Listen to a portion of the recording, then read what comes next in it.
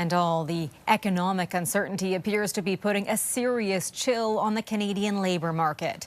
New jobs figures show employers largely paused hiring plans last month. The unemployment rate remained virtually unchanged at 6.6%. There was a minimal gain of just 1,100 jobs across the country, falling significantly short of expectations.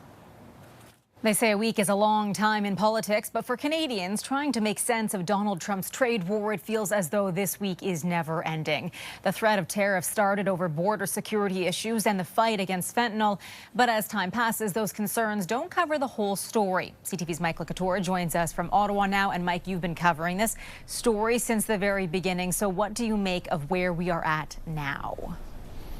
Yeah, Heather, I look back to that. It's only been 46 days since Donald Trump has been in office. And in that time, the goalposts have shifted considerably. As you mentioned, this all started with concerns over the border. But now we are hearing through sources within the Canadian government that on these calls, Donald Trump often rails about other grievances he has with the Canadian government and the trade deal that we have, supply management in our dairy sector, the digital sales tax. He has even gone so far on that February 3rd call to bring up the Treaty of 1908, which is the one that drew the border between Canada and the United States, saying that he could undo it at a moment's notice. He's also talked about how much he wants control of Canadian waters and how he wants to, and he said this publicly as well, or that he could take Canada by economic force and basically look at us being annexed as a 51st state. Prime Minister Justin Trudeau has pushed back on this on a number of occasions, and he said that he's kind of gotten used to it over time, understanding this is how you deal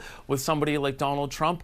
And he had said conventionally on these international deals, you look for a win-win, but somebody like Trump, who has a background in real estate, is oftentimes looking for a win-lose, with the U.S. being the winner, Heather. Mike, it all sounds like a mounting existential threat for Canada at a time when the Prime Minister, as you mentioned, is leaving in a few days. So what will you be watching for in the week ahead?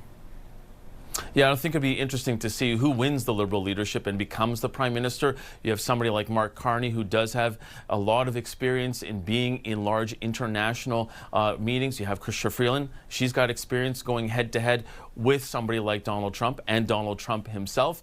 And then Karina Gould, who has a lot of debate experience in the House of Commons. Frank Baylis, the last one on that list, who is a seasoned businessman. So I think it'll be interesting to see whoever the next Prime Minister is and how they will position themselves against Donald Trump, Heather.